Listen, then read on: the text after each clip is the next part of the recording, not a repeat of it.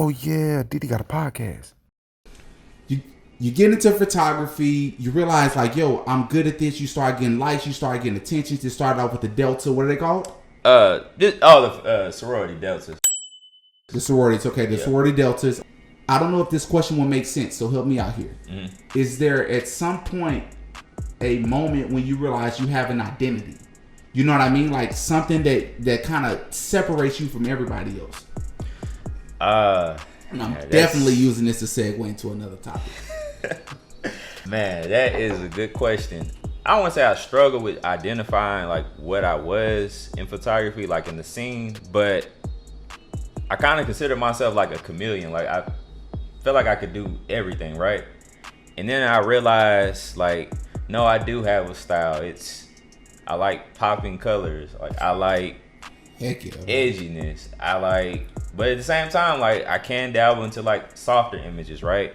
And I think once I stopped trying to like compare myself to people I looked up to in the photography game early on, that's when my style started to really flourish. Now, when you say comparing yourself, are you talking about famous photographers? Are you talking about local photographers? What are we talking about? Oh, we just talking local. This is gonna sound bad, but I don't really know a lot of famous photographers, right? Because in my eyes, if your work is good, I don't care if 5 people know you or Facts. 1,000,000 people. Facts. If I like your work, I just like your work. I can appreciate that one big time. For sure. So, how would you categorize? How would you describe your imagery, your identification? Like, what separates you, your photography, from the next person? What makes you you? When somebody looks at your work, how do they know that this is something from 501 Plus Corey? From a local standpoint or just like universal? Both. Okay, local, I think, and this humble as I can be, I think color-wise, I don't think nobody touched me with colors. Okay. Out here, right? Okay. Now, from a bigger standpoint, I think when you look at my photos, I want to convey like an emotion, right? Whether it be, I used to do concept pieces of like fear, abuse, or I would go on the other spectrum of like trying to promote love. And it wouldn't necessarily, like, the caption wouldn't be on the photo saying like, you know, love each other, this and that.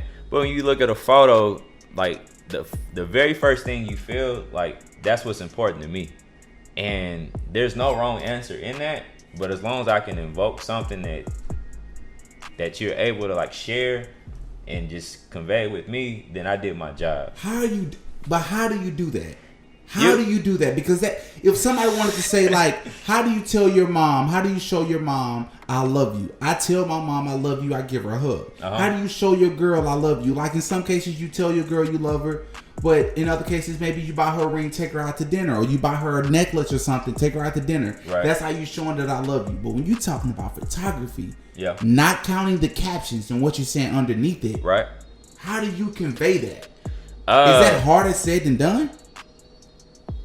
I think it's really, a lot of it's based on the talent that's in front of your camera. I think a lot of times it might feel weird, but like I try to paint pictures of like what I'm going for. So let's just say I'm shooting, I don't know, like a candy store theme to shoot, right? I'm gonna like give the model words that kind of resemble playful. So we're gonna do motions of like, of course, laughter, I don't know, opening candy, just freeful, right? And that's where like I come in, right? I have to capture those angles that convey that. Now, once I take those images, it's kind of out of my control what you feel from that, right? But more times than not, with the lighting setups, like if it's very bright and it's very colorful, if I set up the lights to get the colors right, that kind of plays a part into like the final result. But if I'm shooting a lot of colors and it's really dark and I'm supposed to have like this candy shop, then it might be mistaken for like, I don't know, a dance club or a nightclub. So having pre-production before you do shoots, which it took me a long time to learn, it really helps like convey whatever you're trying to convey.